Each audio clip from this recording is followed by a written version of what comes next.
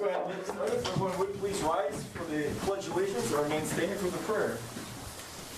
I pledge allegiance to the flag of the United States of America and to the republic for which it stands, one nation, under God, indivisible, with liberty and justice for all. Dear Heavenly Father, thank you for this evening. We just thank you for this community, for all that we have to work with. We thank you for all your blessings. And we pray for the individuals in this room and for their families. We know that there's some people in this room that have loved ones that are weighing heavy on their hearts. We pray for your strength upon them. Pray for your comfort. And beyond all, we pray that they experience a peace that absolutely surpasses all understanding, and know that you have never left them and you're right there with them. We thank you for us. We pray for your guidance and your wisdom to help us make the best decisions that not just help this community, but more importantly, glorify you. In Jesus' name we pray. Amen.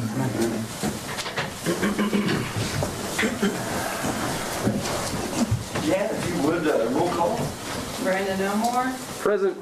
Bob Way. Here. Nathan Conklin. Here. Ken Heiss. Here. Tia Frias. Here. All right, consent agenda. Trust you've had an opportunity to review it. Are there any questions? And if not, I would entertain a motion for approval. I'm just curious about the muralist. Was that for the carriage factory, or is that for a different project? That's the only question. Yes, correct. Xerox and Entertainment? Yeah. Yes, Yeah. correct. That is correct. That's going to look really, really sharp. Yeah, and would you believe that those units were actually marketed just one building down on the same street, right next to Danny Rissmiller's building, I guess is where those were. Is that right? I thought Sold or marketed back in the day. I thought maybe they were in the same building. But Yeah, very close. Literally a stone's throw. So, that's only good question. If not, if no other question, I would entertain a motion for approval. I move to approve the consent agenda. We have a first. Do we have a second? A second. We have a first and second. Jan, or all those in favor signify by saying aye. Aye. Those opposed, nay. Consent agenda approved. Department reports. I don't have anything outside of just appreciate everybody's participation this past weekend, and hopefully you saw some of the things going on downtown. And just note that it's just step number one. That was not the climax of where we're going to be, certainly, or just the epiphany of everything to come. No, that's actually just the first part of everything that's to happen. So there's a lot of good things that are going to occur down the road, and our something that you may not be aware of, we found another opportunity for a $50,000 grant through Indiana Landmarks, because they were very impressed. They gave us $10,000 for the removal of the switch tower, and they've given us $2,500 that we've used toward the study of the Kerr building. But they liked the grant, and they informed us there's a $50,000 opportunity that we've already applied for, and no match that has been brought to my attention so far. It'd be $50,000 grant for us to use, that we would get the facade taken care of out front, down below in the windows. So Facade of what? the Kerr building, the facade, the lower portion, all the glass front, get that restored. Vision corner? Yes, correct. Thank you. Yeah, I apologize. I need to get better at that. I use them interchangeably. Kerr building, Vision corner, all that stuff. People are like, what are you talking about? Yeah, That's it's all the the same repair entity. shop. Yes, the pop repair shop in the green building. Make it clear. All four names, it's the same one. So that's encouraging. But again, it all goes together in terms of what we can make happen downtown. So, yes. Something did we get the 50,000, or No, we've applying? applied for it. Yeah, we've not officially been awarded yet, but it was one of those uncovered gems, I guess, if you will. Now, won't mean a hill of beans if we don't get it, but we didn't even know about it as of like a month and a half ago. So they brought it to our attention, and so yeah, that's encouraging. Department heads, we don't have. You guys don't have anything you want to? Okay. Jan? Yeah, I have a couple things. Yes. We have our public hearing come up for the budget next meeting, everyone really needs to be present. So, because that'll cause problems for passing our budget if I don't have everybody in here. And that date is again? Next meeting, which will be the 28th, September 28th, public hearing on the budget. And then, on August 25th, we had our exit conference for auditing of 2018 and 2019. It went really well. There is, if you want copies of the documents, you can go and give the address. You can go to the State Board of Accounts website to get them. They just had a couple of comments. 2019, we had paid some sales tax on a couple items. In 2000, I think it was 2019 also, there's a report that I submit to Gateway that I have to have someone review before I send it up. Other than that, that was about it. So there's no other questions, or there was, Tim Heiss was there, Tito attended, Nathan and Chad. So if they have any comments to add. You need one of us to review your report? No, it doesn't need to be reviewed. Okay. No, I was just letting everybody know you were there, and if you had the same viewpoint as I did, that it went well. Yeah, Jan, my apologies. I should have said, that should have been part of my report. That seems like it's been many moons ago already, but. Yeah. It was the day after the last meeting. Yeah, it's been a while, but it absolutely went outstanding from all accounts, because there's so much that goes into that. Ryan shaking his head. He's had some, and if anybody has dealt with any kind of audit process, and especially at this level, there's so many layers to it, and Jan handled it with great aplomb. And they being the review board, unless you guys saw it in a different light, please let me know about it. They saw the efforts and her efforts in a very positive manner, and thought that everything looked really good. So very encouraging. So well done, Jan. We're blessed beyond measure. If you guys have gone by here in the wee hours of the evenings and seen her car here, that's because she's still hard at work. And nothing else, correct? That's it. All right. Council members, Tito, we'll start with you. I don't have too much, so I just again wanted to congratulate everybody for the Unicity downtown reopening this past Saturday. Lots of activity downtown, and I was remarking to some people that it's so nice to literally, I could almost say it was bustling. You had cars all the way downtown, all around, and people walking around. I mean, it was almost bustling. We're working toward bustling. We're working towards that. And I should have asked this before, but can you explain what that proclamation is? Is September 12th now going to? Yeah, just 2020. Okay. We certainly can explore that. Steve and I have had discussions already about every year we need to do something that really celebrates our downtown, and not just even once a year. We need to make it a common thread in this community that, hey, come and be a part of something special. And so, but this is just a way of kicking off and say, hey, our focus is here and in the housing. You know, that I've said from the get-go, those are the two things I'm going to be hitting hard, and this is just an effort to make a step in that direction. So very good. Call up. Congratulations. Oh, thank you. And what is the word on Halloween activities? Has there been anything happening, or some people are starting to ask about that? Kobe, would you like to speak to that? Normally that's done outside of the city. It's done with the Lions Club. Mm-hmm. So we normally wait for them to send us a date, but tentatively we would like to do it on that Saturday of Halloween. Okay. That's the tentative goal. It's pretty much the same time frame, start around 4 o'clock and go from there.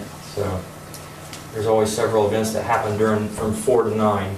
So we're working out the details as we go, and we'll make some announcements as soon as we get with the Lions Club. And one of the silver linings is with Halloween and the pandemic, many people are masked already. So hopefully that bodes well for Maybe they'll have special masks within. yeah, with mask within a mask, yeah. That's all I have. Good question. Tim? I don't have anything. Nate, I've got a few things. go for it. We'll go simplest first. Side-by-side stickers have been ordered. They're not in yet. Once they're in, that's when the PD will be able to do the official review and issue those. If you have questions about that in the meantime, please reach out to the PD. I'm also going to be getting that information over to the Polaris dealer Brett's as well as the golf cart shops because of conversations. The one thing about that I think everybody needs to understand that's going to get it registered, they have to register it through the state first. And then, I mean, it doesn't have to be in any specific order, I would guess, but if they come just to us, they're not legal yet. They still have to register that to the state, so. First things first, register state, then see the You PD. need to go to BMV for I think it's Is it BMV, or is it BMV? online, or is it BMV? I want to say it's the BMV, and you go from there. Okay, Just like any other vehicle. Yes. basically. that's what I thought. Oaks and ORVs, I think everything's going through B&B. Yeah. Perfect. Question about the switch tower. How much money do we have? And what, toward the tower Yeah, itself? yep. 15 grand. Okay. So Anybody out there wanting to see that tower, the red brick tower, right here, moved over so it's to be public restrooms and a viewing area for the stage as well as the train, please come to the city building and talk to Chad, myself, any council member about making a donation. I was informed that essentially we need to find a way to make it happen sooner rather than later. The longer it sits, the longer, the more open it can be for the railroad company to just tear it down one day. So if we get it moved, that's great. It is the last standing one in the state of Indiana.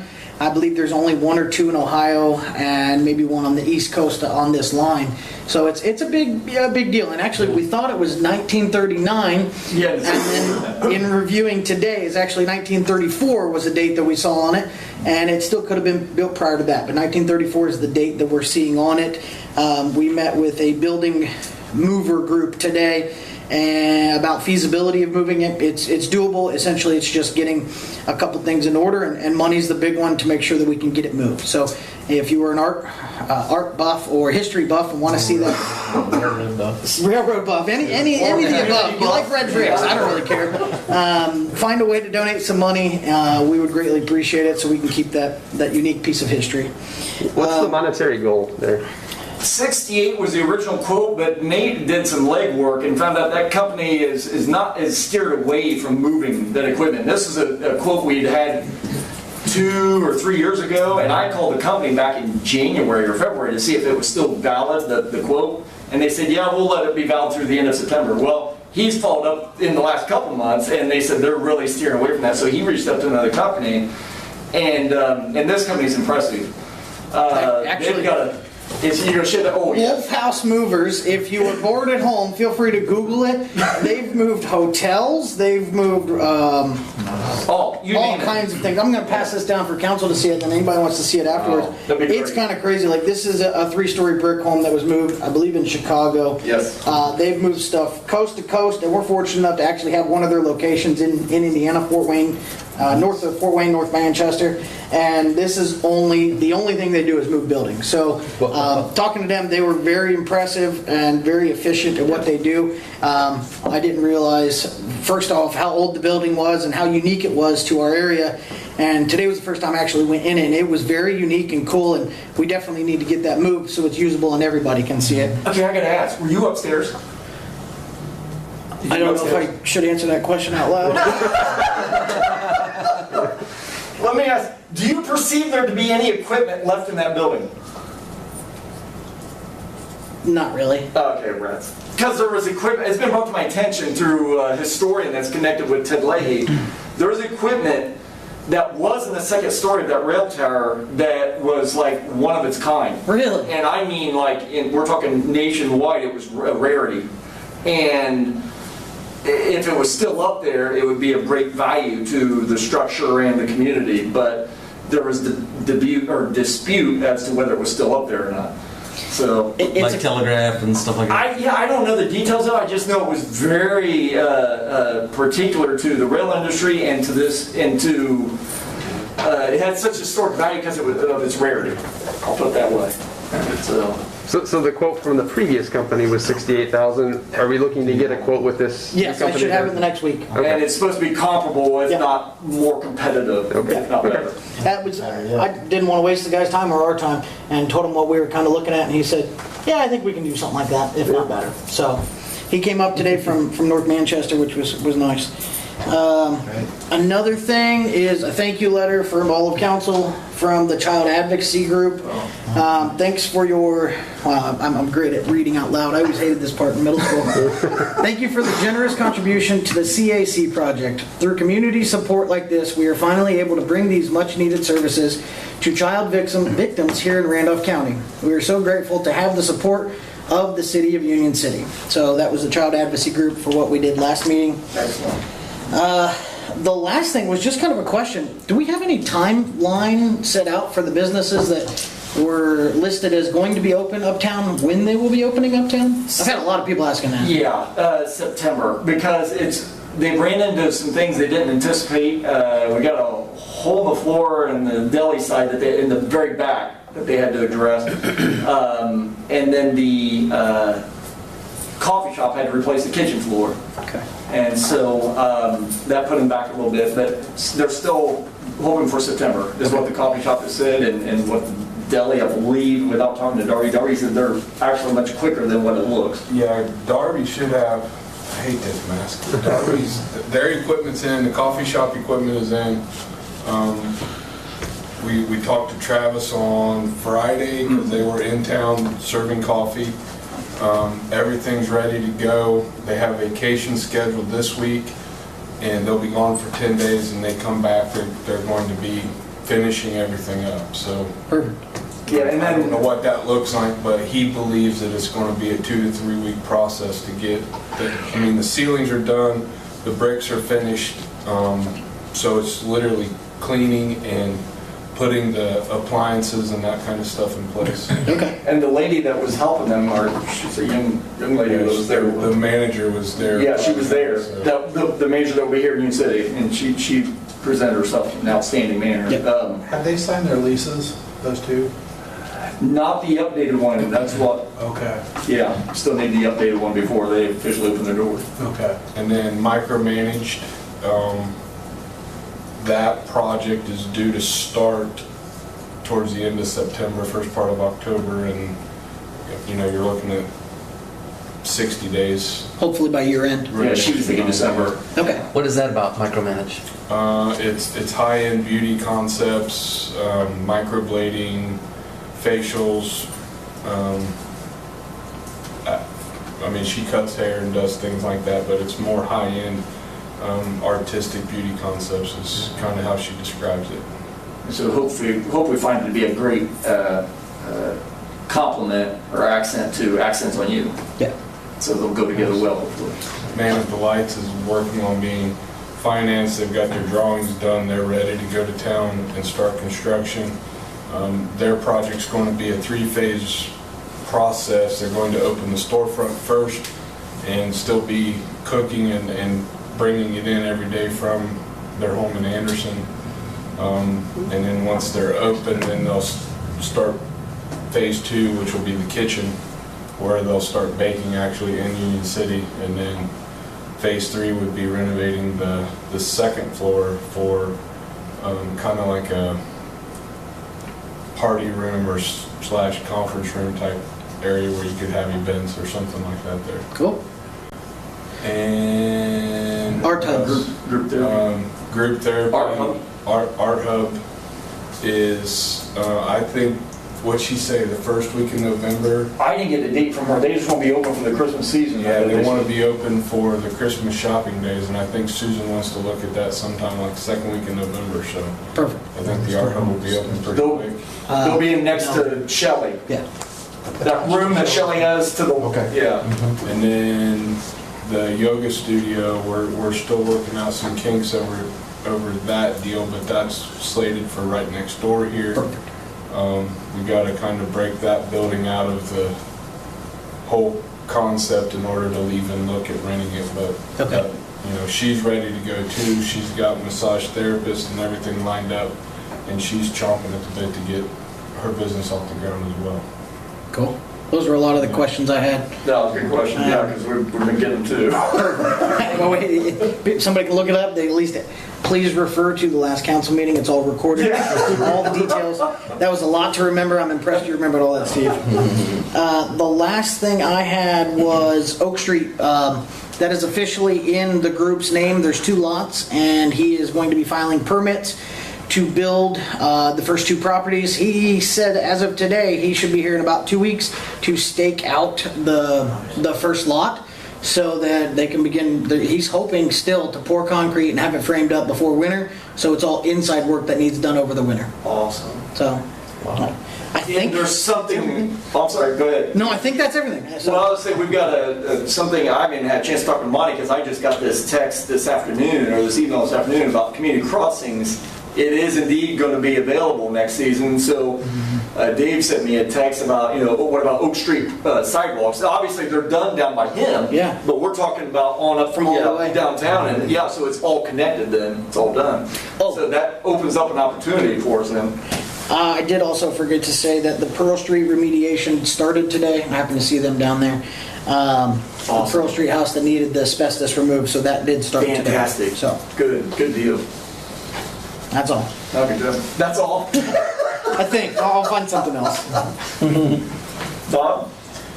I just had one thing. There's no area planning commission meeting this month. Okay. So due to no petitions or anything, applications filed. So that's all I had. By the way, I'm asking that. I realize this is new. Oh, that was good. It's getting cooling off now. So. Brandon? Similar to Bob, the Randolph County Solid Waste Management Board didn't meet this month, okay. So no new business there. Nothing else though. Good deal. And nothing to read into it. They just didn't meet. So very good. All right. We have no. Sorry, city manager. My apologies, Monty. No problem. Milestones completing some of the punch list stuff and clean up on the project on Columbia Street, 28. Tearing out some of the work they did so they could put it back again. ADA ramps, I guess. But they should be completed with that fairly sure, probably within a couple of weeks. That project should be done. They'll start on Bunn Incorporated. They'll be starting on the storm sewer project in about 2 weeks, I think. And they'll start first on a lot of the catch basin repair and manholes, storm manholes in scattered sites around town, and then they'll start on the Clifford Avenue replacement of that storm, and they're subbing out the lining to in situ form, so they could start that at any time, I suppose. So it'll be good to get that one underway. And other than that, we're applying for some more cleanup funds for the old body company property and down there around the cold storage building. So, if at any point we want to market that, we'll be able to. So, any update on Backstay? They were supposed to start Friday. Last week. So September 11th was the date they were supposed to move construction fence into the project, but they didn't show up, so I'm expecting them to do that. yeah, I was going to call Crestline tomorrow and see where they're at with it. That's all I have, sir. Good job. No, I appreciate it. Ryan, you'll wait? I'll wait. Okay, no problem. That's all I have there. Well, we have no presenters on the agenda. Old business property renovation list. Hey, Chad. Oh, sorry. We do have a presenter. We just haven't listed. Well, thanks. So that's My apologies. that's my turn? Yes. Okay, Brad, sorry. I've got a point of clarification. He doesn't live in town anymore. No, I'm sorry. No. And I'm not saying it's great, but man, is it great. I just got word that my son just won at tennis, and he defeated the guy that beat him out from county on Saturday. So it's a little, rewarding, but he doesn't get a trophy, so too bad. I'm Brad Hoggett, and I am here today on behalf of the swim team that we have here in Union City, the Tiger Sharks. It's our summer competitive league. It has been around for many years. Some of you maybe possibly have participated, have had students or children of your own. I have had my children and students participating on it as well. This past season did not occur, so we are hoping that the masks can soon go away and that summer activities can start back up again. My daughter swam for about 14 years, and for the 14 years that she was on that swim team, we had the same diving blocks, bolted down and re-bolted down, and sometimes glued down, and sometimes we had the wonderful Gorilla Tape down, and we would like to, as an organization, look into replacing those diving blocks. I think maybe over the course of the time that I remember it, they have been replaced once. They started off with a single pole. The most recent ones were the 4 bolts at the bottom, more of a platform style.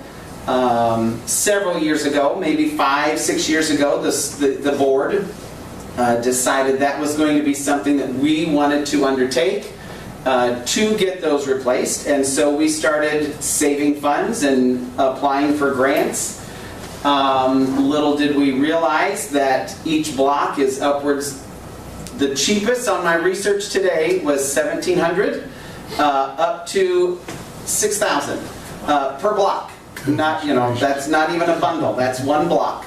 The budgets for our swim team, it does not allow us to purchase without some assistance. So I'm not going to put him on the spot, but Brandon has been our treasurer for several years now, and he has been graciously applying for several grants recently, and we have been rewarded these grants. But we would allow you to consider assisting the swim team in helping that purchase take place. We do not have blocks selected. We feel that if we can garner approximately $15,000, that would allow us some area to do some proper research and figure out what would be best for the situation that we have at the pool, the condition of the concrete. We certainly don't want to have to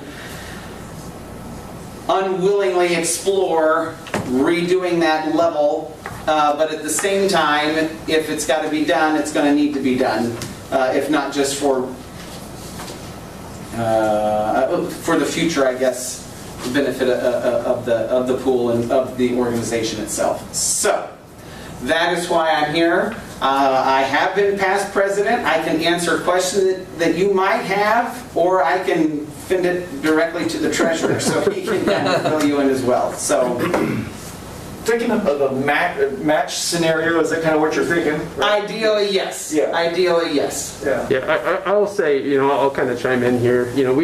I've been the treasurer of the team, I think, for 5 seasons now, and we've been saving our pennies. We've been putting it back for this this project. It's the type of thing that we know it's something that we need to do. We're trying to figure out how to do it, and we've made some progress over the past 5 years, but it's probably going to be another 5 or 6 years if we do it. And I have some concerns that if we don't replace them, it's a safety hazard. And we've actually had some concerns with some other teams saying, excuse me, that they may not want to swim at our venue anymore because of the dive blocks. And if we don't have teams actually coming to our venue, we're not able to generate any revenue. Right. So that's going to extend that period of time out even further that we could potentially do that. We could hit our swimmers harder with more fees. We've thought about that, but we're already charging them $40 per as a sign-up fee, and then there's additional fees for each meet on top of that, plus equipment such as goggles and swimsuits and what have you. So it's a relatively expensive sport to begin with. We don't think that that's really the way to go. So we've done some community fundraisers. We've sent out letters. that's how we've been able to get some funds, build up some funds. And again, it's the type of thing that it's a long timeline, I think, for us to fork out $15,000 to do this project. So, it's been a long time coming, and we don't come lightly, asking for this money. It's the type of thing that, if we can put out, a match of some sort, like $7,500, and, the city is willing to do a match of $7,500, I think that's probably the best case scenario here that we as a swim team could think of. So, Couple questions, sure, if I may. How many kids are typically on the team? I think it varies from year to year, but it's about 30 to 40. We've been blessed in the past upwards of 60. Recently, I think our numbers showed about between 30 and 40, as he said. Obviously, this year took a tank, and I'm just prayerfully hoping that next summer, I'm hoping that these kids will come back. You can take a look at some pictures there. Yeah, I've seen them. How much money do you guys currently have? It's a little over 10,000 in our operating account. Okay. And how many meets per summer do you typically have? Sorry. Yep. I was going to say typically 4 to 5, I would say, and then we have what we consider a championship meet at the end of the season where we invite, 3, 4, 5 teams, depending on who will actually come.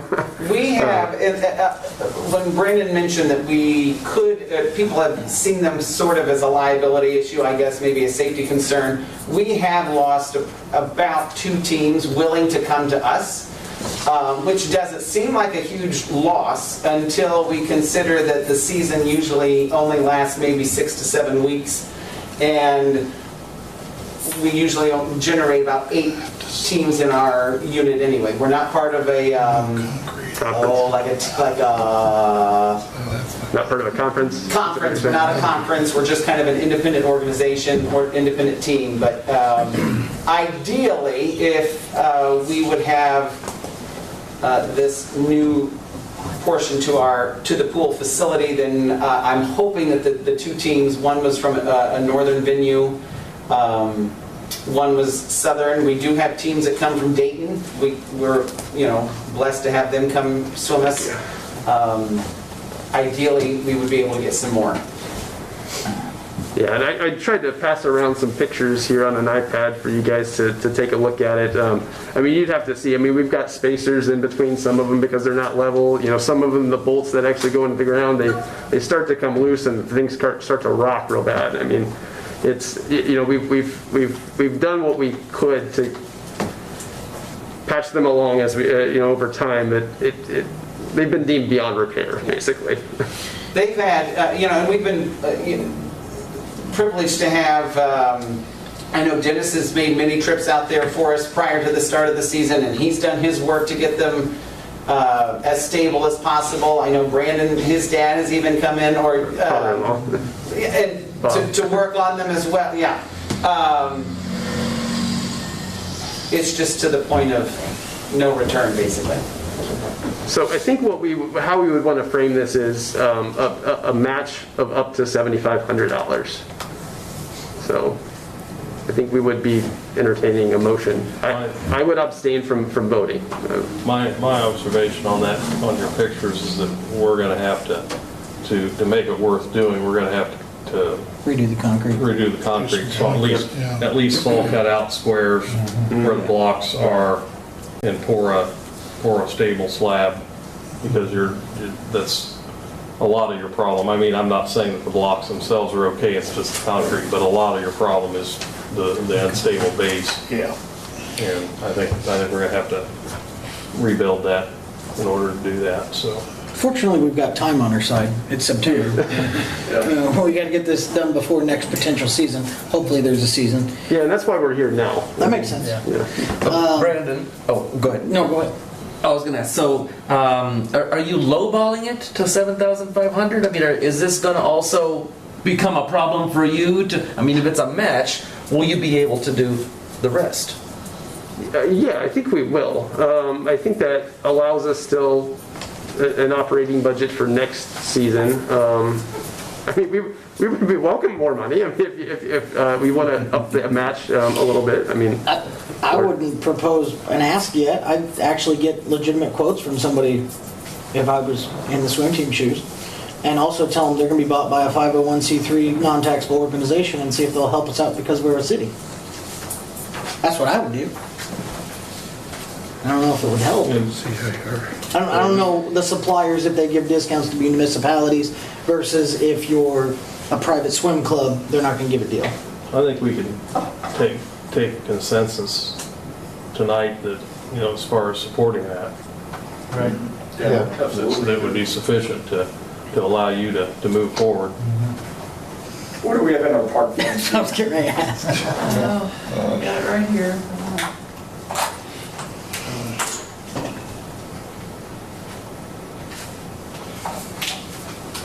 I'm sure there's got to be some concrete work done out there. Yeah, 'Cause I think Yeah. so. we've had to fix some deteriorated concrete. In our park and rec fund, we have 216,000. So it's pretty healthy, but we didn't spend anything this year to speak of. Now, if you're talking about inappropriated funds or what's in the fund, because there's 216,000 in the fund, that doesn't mean there's that much to spend, but. Right. And then in our park non-reverting, we have 28,000. There you go. Well, we can assess, I don't know if you have an assessment at all as far as the difference with not opening the pool this year. I know we spent some money with the slip and slide and so forth with that, but I'm sure we talked about we'd have some savings from that. That wasn't the reason to do it, but we'd have some savings from that we could put toward improvements. Yeah, so far out of the park, but we had 122,000 appropriated last year out of the park budget, and we've spent 5,000. Sorry. We spent 50,000.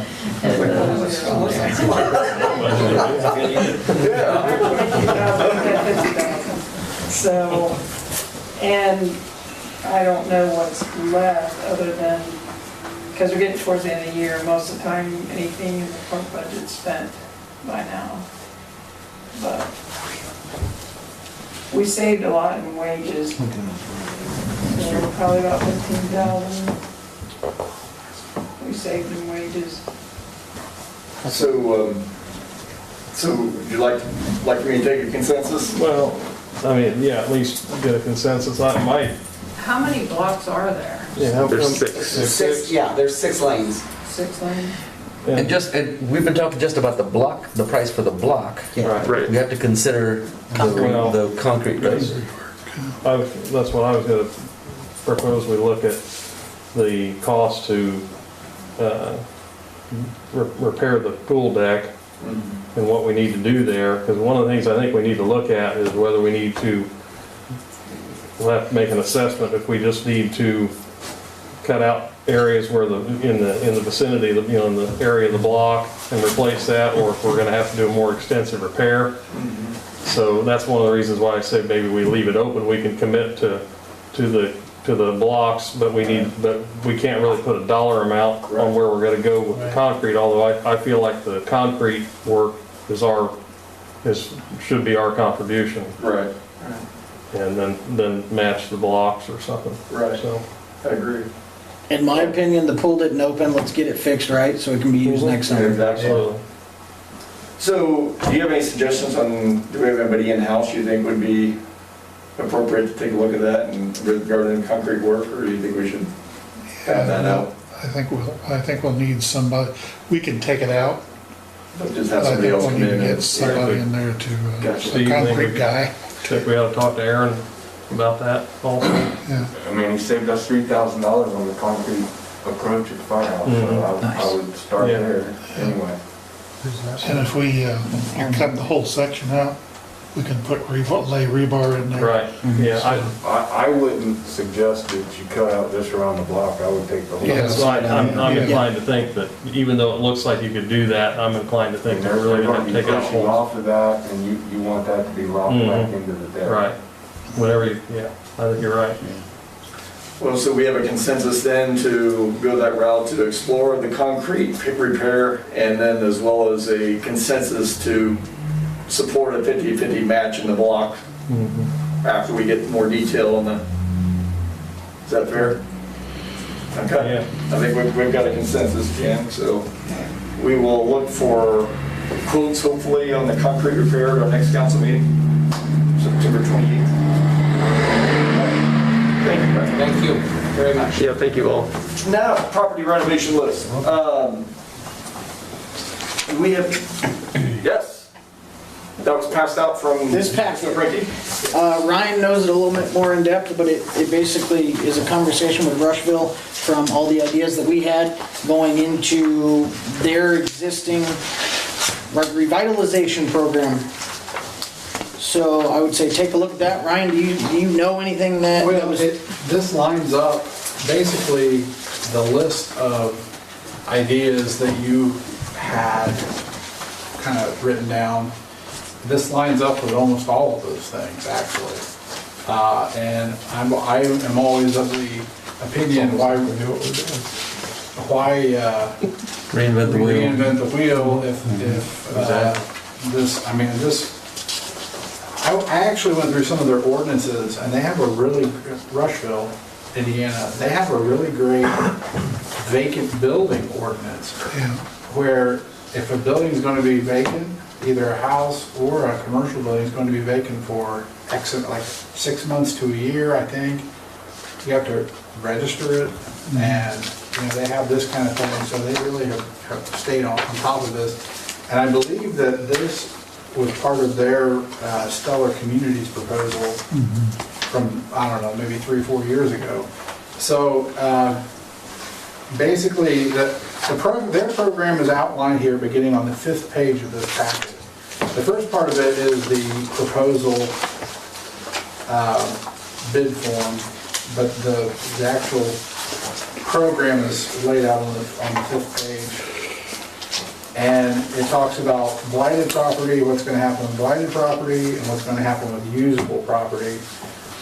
And as far as the blighted property goes, it gets demolished, and then it's first offered to adjacent property owners, which makes sense. I believe that's probably what needs to happen anyway. Then you get to number 2, usable property, and that's obviously the properties that have a chance to be renovated. And this is where we market the availability to public servants, police, fire, teachers, etc. I mean, it falls exactly on what we talked about. This talks about preparing property documents, including property agreement and a covenant with a 3-year term. We were talking more about a 5-year term on ours, like a restrictive covenant on a deed, saying that this has to be your primary residence, not so it doesn't become a rental. That's not the purpose of this program. So I would just encourage you all to take a look at this, and if this is what we're wanting to do, then we can just draft this up and put it into. Sound good? Okay. Jan, go ahead and put this on the agenda for the next meeting. We all have homework. Go through that. And if any of you have any questions or anything, contact Nathan or me at the office and let me know, and we can take care of it. Just to be clear, I'm not going to be at his office. He's going to be the new coffee guy. He's our office barista. Ordinance 2020-18, which is the unsafe building ordinance, as Irene would have it. This is on the first reading. Do we have any questions or comments? Well, I just wanted to say that from what was in the packet, I handed out a new one, because Monty went through and looked at a couple of things. It's a little different. think I'll ask mine to explain why, what's different about what, remember? Yeah, we thought we put the deleted language in there so we would know what we were taking out and what we were adding in. So of course the deleted language is in there in strike through. And it has some additional items in there, but everything else in our current ordinance stays the same. And our current ordinance references the state, that we adopt a state unsafe building code, which is what's got the teeth in it.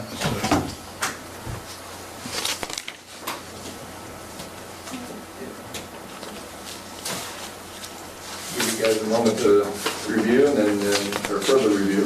And if there are no questions or comments, I would entertain a motion.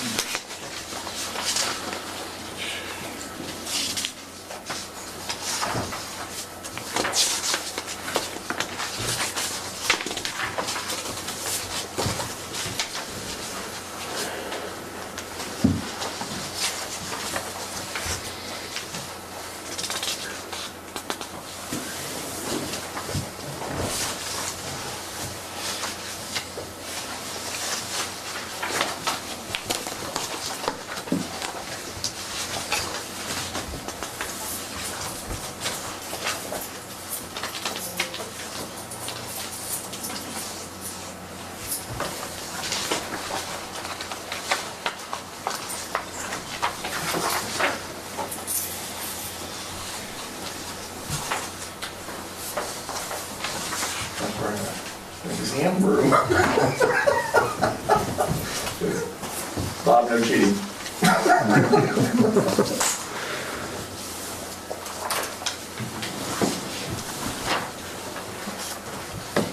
Can we do a highlight of the point of this again?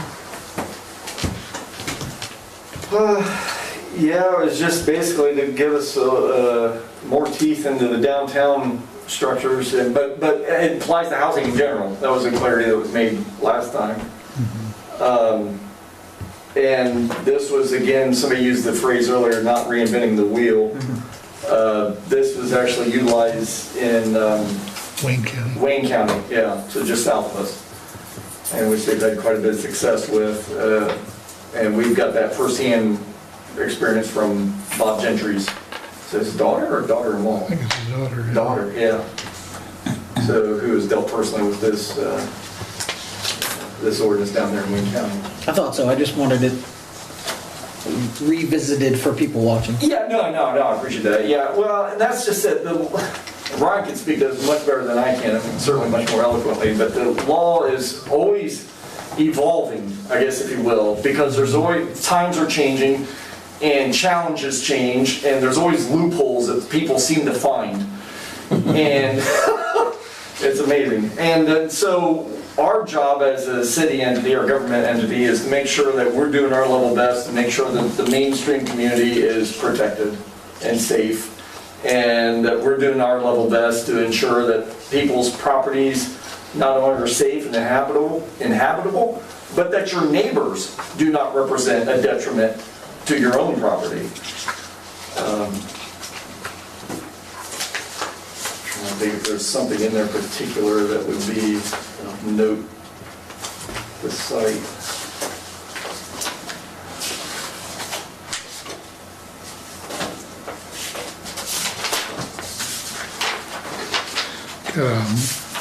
Much more defined set of circumstances to determine what a unsafe building is as compared to the old ordinance.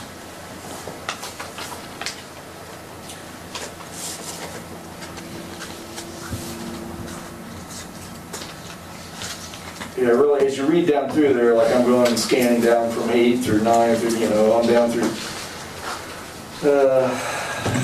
12, for example, whenever the building or structure has been so damaged by fire, wind, earthquake, or flood, or has been so dilapidated or deteriorated as to become an attractive nuisance to children, or freely accessible to persons for the purpose of committing unlawful acts.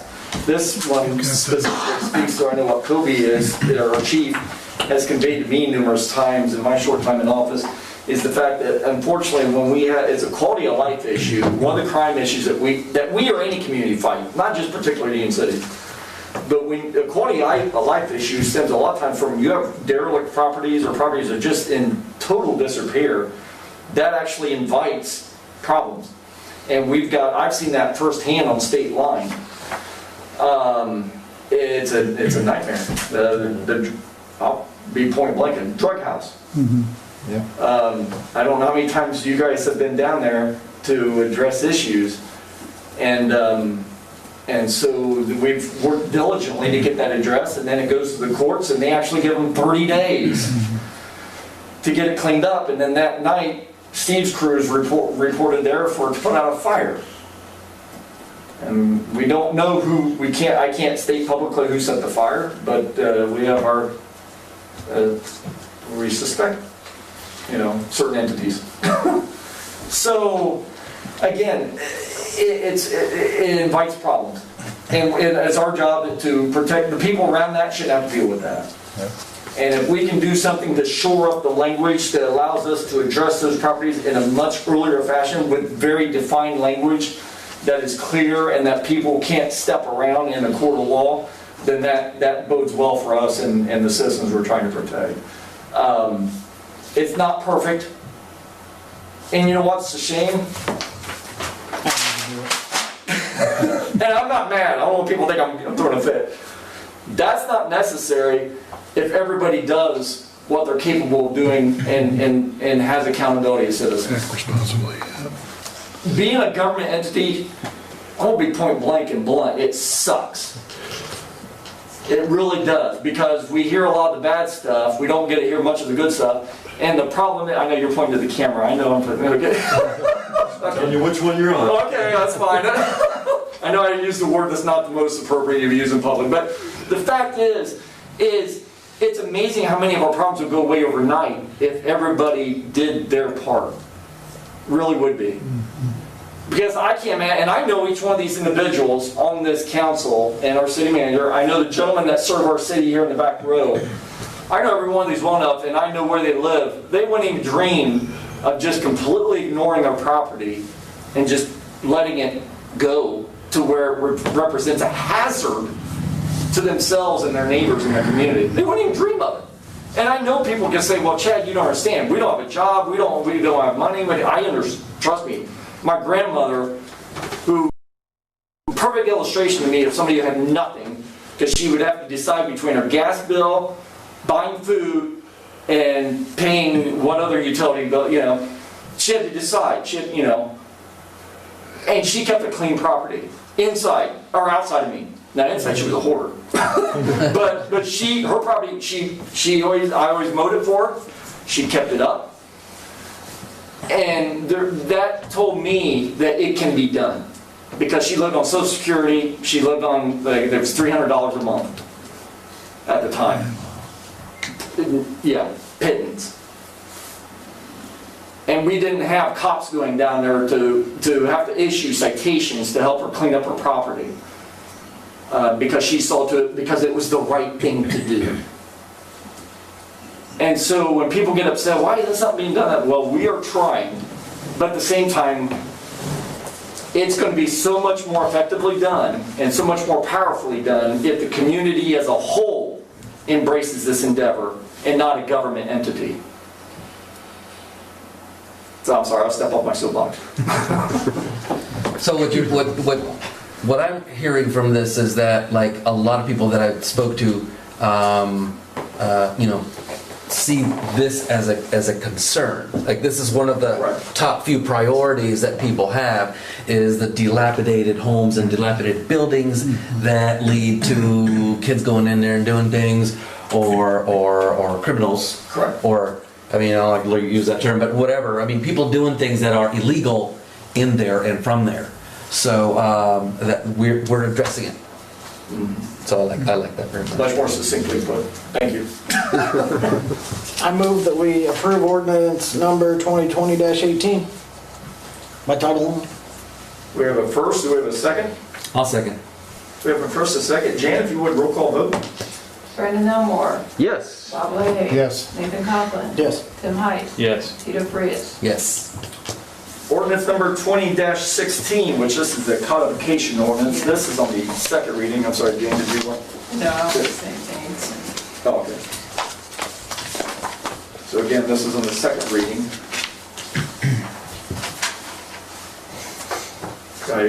No further questions or comments based on the second reading. If I would entertain a motion for approval. I'll move that we adopt ordinance 2020-16 codification ordinance on second reading. Do we have a first? Do we have a second? I'll second. I think that was Bob. Yep. Okay. Jan, if you would, roll call vote. Brandon Elmore, Yes. Bob Leahy. Yes. Nathan Conklin. Yes. Tim Heiss. Yes. Tito Frias. Yes. And we have one item on new business, street cut permit. Monte, do you want to speak to this? Yeah. Yeah, we've had, for some years, an excavation permit in our ordinances, but it was not, didn't require the actual issuance of a permit or any fee for that permit. So I noticed in talking to the city of Winchester that they have that. And it does a couple of things. It helps us to know who is cutting where, or who is digging where. And it gives Brad, who would be signing off the permit, an opportunity to look at the site and make sure that they're not going to be destroying something else before they, as they do that. And we've had some problems with some of the fiber optics folks and the horizontal boring. Down here on Oak Street. Yeah, drilling through our water lines and some of our storm lines to a lesser extent. So, yeah, just based on ordinance that City of Winchester has, and I think it would help us quite a bit. So, anytime someone's going to make an excavation or Is cut a this street or an alley, street or alley only, not somebody's yard? So like a lateral would not need to do this? yeah, A lateral would need to do this? if they're going to cut the street. Only if they cut the street, okay. And then the thing about that is if it's in the street, it's ours. Yeah, yeah. Yeah.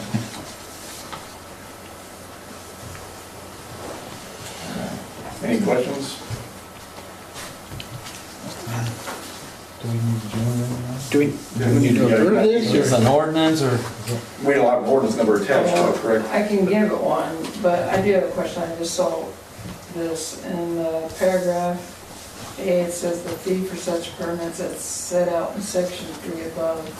We just take that one out, because there's no section 3 above. You stayed at $25, so then it's Okay. Yep. Well, we thought tonight we'd just present it to you, see what you thought about it. Would you like for this to have an ordinance number attached to it next time? I think that sounds like a good plan. Yeah. Yeah, we'll go ahead and put that on the agenda for the next meeting, Dan. All right, do we have any visitors wishing to address the council? If not, the date of the next council meeting is Monday, September 28th, and that's at 6 p.m. And the date of the next Board of Public Works meeting is also that same day, September 28th at 1 p.m. I would entertain a motion for adjournment. So moved. First, or you give a question? Real quick, Yeah. one real quick note, since I didn't report it, and I didn't know if Monty would report or not, but the wastewater plant scheduled to go online with the oxidation ditch, the clarifier, what else would we say on that? The new system. The new system, Yeah. early November. All Or fantastic. in November. Okay. Their original target date was November 2nd, but I think they're putting that off slightly. Sometime in November. So we'll say in Awesome. November. Awesome. So we're gonna have that in place and then the rest is just cleanup, demolition, various work after that, so. And it's been an amazingly smooth project, and everything they had to endure. You had to say it before it's I'm done. sorry. Now we got to take. Well, we do have a motion for adjournment from Tina. Do we have a second? Second on that. We also have a second from Tim. All those in favor signify by saying aye. Aye. Opposed, nay. Meeting adjourned. Good person.